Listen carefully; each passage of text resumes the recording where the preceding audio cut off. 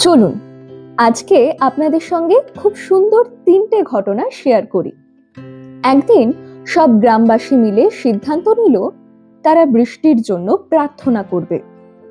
সবাই সমবেত হলো। শুধুমাত্র একটি ছেলে ছাতা নিয়ে এলো।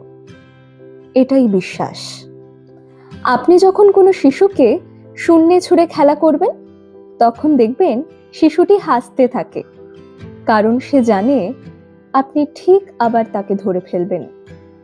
এটাই ভরসা। প্রতিদিন রাতে যখন আমরা ঘুমোতে যাই, কোনো নিশ্চয়তা নেই যে আমরা পরের দিন আবার জেগে উঠব। তবুও পরের দিনের জন্য আমরা অ্যালার্ম দিয়ে রাখি। এটাই আশা। আমার ভিডিও যদি আপনাদের ভালো লেগে থাকে, অবশ্যই লাইক করবেন, কমেন্ট করবেন, শেয়ার করবেন এবং সাবস্ক্রাইব করতে ভুলবেন না কিন্তু।